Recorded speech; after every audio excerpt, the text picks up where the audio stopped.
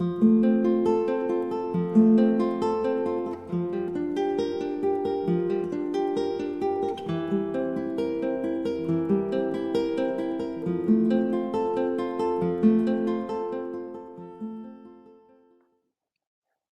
Maria, cheia de graça, o Senhor é convosco. Bendita sois vós entre as mulheres, bendito é o fruto do vosso ventre, Jesus. Santa Maria, Mãe de Deus, rogai por nós, pecadores, agora e na hora de nossa morte. Amém. Olá, seja muito bem-vindo a mais uma meditação nossa. Nós que estamos olhando para a Virgem Maria e já passamos por duas meditações, essa é a terceira, que podem ser vistas de maneira separada, sem nenhum problema. E nessa terceira meditação nossa, eu queria que a gente deitasse um pouco os olhos sobre a missão de Maria, sobre o seu trabalho, que não se compara a nenhum trabalho de nenhuma mãe ao longo de toda a história da humanidade. Porque realmente Maria foi a mãe de Jesus, a mãe de Deus, aquilo que a gente conhece como Theotokos, né? Maria, a mãe de Deus, a mãe do divino. E logo refletindo um pouco sobre esse absurdo, se é que a gente pode dizer assim, eu queria trazer a leitura do que fala o anjo para Maria. Está lá no Evangelho de Lucas, quando e eu reescrevi aqui para gente, quando o anjo fala assim, ó, eis que terás um filho, a quem dareis o nome de Jesus. Nem o nome Maria escolheu. Para você perceber como tudo está preparado no projeto divino, né? Eis que tereis um filho, a quem dareis o nome de Jesus. Ele será grande e chamado Filho do Altíssimo. O Espírito Santo descerá sobre vós, e a virtude do Altíssimo vos cobrirá com toda a sua sombra. Por isso, o santo que nascerá de vós será chamado Filho de Deus.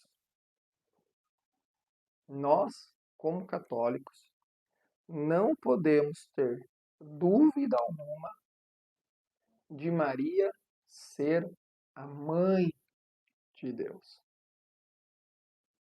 E Maria ser a mãe de Deus não é um acaso na história, porque o profeta Isaías já anunciava, o profeta Isaías já profetizava que uma virgem conceberá e dará à luz um filho, e o seu nome será Emanuel, isto é, Deus conosco. O anjo Gabriel fala isso também. Foi o cumprimento da profecia de Isaías. Só que ao longo da história, muitas pessoas não acreditaram nesta divindade de Nossa Senhora. E aí tivemos dois erros aqui. Um erro que vai ser o nestorianismo e um outro segundo erro que vai ser o protestantismo. Quando a gente pega o primeiro erro, que é o erro de Nestório, a gente precisa compreender um pouco o que vem a ser essa heresia. Nestório foi um patriarca de Constantinopla, lá mais ou menos na metade do século V depois de Cristo. E para Nestório há uma afirmação, né? Há uma linha de pensamento que é o seguinte: Jesus era duas pessoas. Jesus era, então, de um lado, uma pessoa humana e do outro lado, uma pessoa divina. Não que Jesus é humano e divino ao mesmo tempo, mas que há duas pessoas dentro de Jesus. E isso cai no erro. Qual erro que cai quando a gente olha para a questão de Maria? questão que cai, então, é que Maria, sendo um ser humano, seria mãe apenas da parte humana de Jesus e não da parte divina de Jesus. E isso foi um erro lá no metade do século V. Tanto é que um outro patriarca chamado São Cirilo de Alexandria tenta convencer Nestório de que, olha, você está errado, não há dois Jesus, porque há um Jesus só, completamente humano e completamente divino. E aí que entra então a questão da maternidade de Maria. Maria deu à luz ao Filho de Deus, e não a um corpo que depois receberia o Espírito de Deus, sendo ali seu filho. Percebe o problema ali? Lógico, teológico até. E aí, o Cirílio de Alexandria tenta convencer Nestório de que ele estava errado. Nestório não aceita. É então que a igreja se reúne num concílio, concílio de Éfeso, com mais de 200 bispos, e aí eles condenam unanimamente a questão de que Jesus tinha duas pessoas dentro dele, uma pessoa humana e uma pessoa divina. Por que que eles condenam? Porque isso vai contra a Escritura, isso vai contra o ensino dos santos padres, e isso vai contra também a, a tradição católica.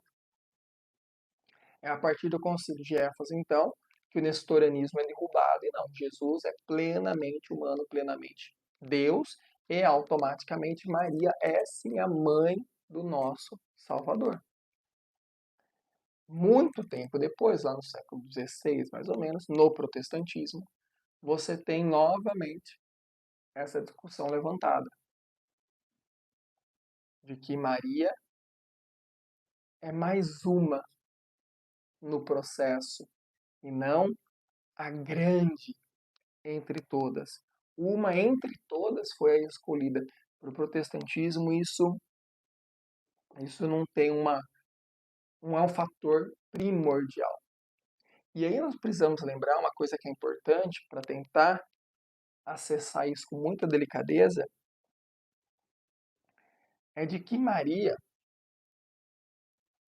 é diferente de todos os santos da igreja. Ela é a cheia de graça. Ela foi preparada, resguardada, né, retirada do pecado do mundo, porque dali veio seu filho Jesus. Maria não é uma santa. É também, né? Mas ela não é só uma santa, sei que eu posso dizer assim. Ela está acima dos santos. E por que, Mateus? Porque os santos são obra da graça divina. Maria não é obra apenas da graça divina. Maria trouxe a graça divina. Maria é a toda cheia de graça, porque dentro dela tinha a própria graça, que era nosso Senhor Jesus Cristo. Os santos rogam a Deus por nós, como pessoas muito próximas de Deus, como se fossem ali os favoritos de Deus, vamos dizer assim. Maria Santíssima não. Maria Santíssima aparece diante do trono do seu filho. E não aparece de qualquer jeito, ela aparece como mãe de Jesus. Jesus esse, aí eu anoto, que ela afagava quando ele chorava. Mãe esta que beijava para contemplá-lo. Mãe essa que amamentava com seu próprio leite. Como que essa mulher é mais uma? Como que essa mulher não é a que está mais próxima de Deus intercedendo por nós? Lembrando que quem realiza o milagre é o próprio Cristo, né? Quem realiza o milagre é a ação do Espírito Santo, quem realiza o milagre é o próprio Deus. Mas quem mais próximo de Jesus que o teve dentro de si para realizar, né, para pedir o milagre do que Nossa Senhora? Ele bebeu do leite materno, né? Ele comeu das mãos de Maria. Justamente, né, ela trouxe debaixo do seu coração, debaixo do seu colo, com todo amor, com toda atenção, o educou, o formou, cuidou quando ele esteve doente como criança. É impossível Jesus negar uma coisa dessa. É impossível nós pensarmos que Jesus, sendo quem é, desprezaria a sua própria mãe. Por isso que dizem, né? Se ela implorar por nós, alcançaremos tudo. Se ela por nós interceder, receberemos o perdão. Se ela nos tomar sobre a sua proteção maternal, seremos salvos. E isso vai acontecer, meus caros, porque nós precisamos sempre lembrar que Maria foi, é e será sempre virgem. Maria em nenhum momento é corrompida pelo pecado. Logo, ela é cheia de graça. Logo, ela está acima de todos os santos e todos os anjos. Principalmente dos santos. Por quê? Porque os santos vieram nesse mundo e vieram pecadores, tiveram que ser batizados. Maria não teve pecado. Por quê? Porque ela foi protegida desde sempre. Tanto que ela não teve pecado, que ela não teve aquilo que é auto-excludente, que é a maternidade e a virgindade. Né? Não tem como você ser mãe e continuar virgem. Logo, logo que a gente percebe ali? Que para Deus nada é impossível. Tanto que ela fala assim, mas como que isso vai acontecer, né? Quando o anjo diz para ela, ó, diz assim, né?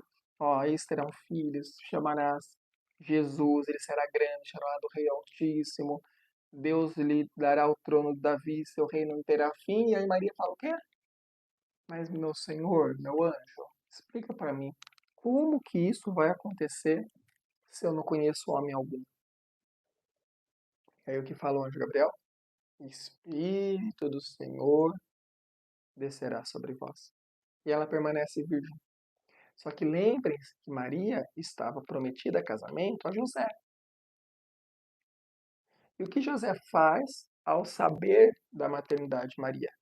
Para, sendo justo, e para não desonrá-la, ou seja, não ficar mal falada, o que ela faz? Ele decide, então, ir embora. E aí o que acontece na história de José? O anjo aparece para José e diz assim para José, ó, olha lá, a conceição de Jesus foi desta maneira, está lá no Evangelho de Mateus. Estando já Maria, sua mãe, desposada com José, antes de coabitarem, ou seja, antes de terem relação sexual, se achou ter ela concebido por ela obra do Espírito Santo. E José, como era justo, não queria difamá-la, resolveu deixá-la secretamente. Mas andando com esses pensamentos, eis que lhe aparece o Senhor, em sonhos, um anjo, dizendo: José, filho de Davi, não temas receber Maria, tua mulher, porque o que nela se gerou é obra do Espírito Santo. Duas vezes aqui nós lemos que José não é o pai de Jesus, porque Jesus foi concebido pelo Espírito Santo. Tanto que nós católicos rezamos o quê? Todo final de semana, toda grande Santa Missa. Creio no Espírito Santo, que foi creio, ó, creio em Deus Pai Todo-Poderoso, Criador do céu e da terra, e em Jesus Cristo, seu único Filho, nosso Senhor, que foi concebido pelo Espírito Santo. Concebido pelo Espírito Santo. nasceu da Virgem Maria. O que é esse concebido? Eu vou usar uma linguagem bem simples. Entrou em Maria pelo Espírito Santo e não por relação sexual. De tão protegido, imaculado e perfeito que é Maria. Por quê? Porque para Deus nada, nada é impossível. Para Deus nada é impossível. E olhar para essa mulher e não amá-la, olhar para essa mulher e não ver ali o reflexo de Deus, é triste, né? É uma vida, é uma filiação sem mãe. É uma filiação sem mãe. É como se Jesus ali fosse a luz e Maria a vidraça por onde essa luz passa, por onde essa ressurreição acontece. Da mesma maneira que Jesus ultrapassa a lápide, ultrapassa a morte, a graça ultrapassa Maria e aponta o próprio Cristo. Tem uma simbologia muito bonita que a gente lê lá no Antigo Testamento, que é a simbologia da sarça ardente. O que era a sarça ardente? Era um mato, né? Uma sarça que consumia-se em fogo sem se consumir. Queimava, mas não se destruía. Fazendo uma relação, qual é a sarça do Novo Testamento? A sarça do Novo Testamento é Maria, que se consome sem consumir, que é preservada sem a destruição do pecado original. Não é à toa que quando então Moisés, conduzindo lá um rebanho do seu sogro, lá perto do Monte Horebe, vê a sarça ardente, que voz que ele escuta? Ele escuta a voz de Deus dizendo o quê? Não chegues perto. Tira a tua sandália, pois a terra em que pisas é santa. É essa mesma sarça ardente que depois vai ser o lugar onde nós não pisamos, o lugar onde não foi pisado, que é a Maria Santíssima. Porque aquele território virginal, aquele território materno, aquele território mariano, aquele território é santo, é inteiro, é perfeito. Se da sarça ardente saiu a voz de Deus, de Maria saiu o verbo, né, a palavra, a voz encarnada da salvação. Se a sarça permaneceu intacta, pura, Maria também permanece intacta, pura, ardente do amor de Deus, o fogo desse Espírito Santo. Olha que lindo isso aqui, a chama deixou intacta a sarça, que ardia e não se consumia.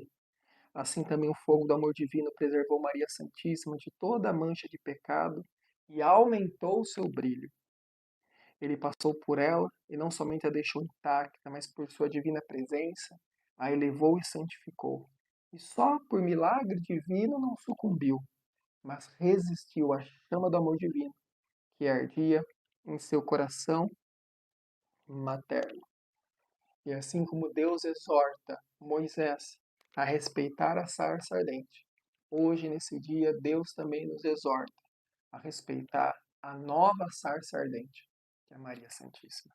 Que Deus conceda a sua graça, que a gente possa amar cada vez mais a Mãe de Deus e, através dos seus exemplos, daquilo que ela aponta, ser ainda mais próximo da filiação divina. Um abraço, Deus abençoe, até a próxima.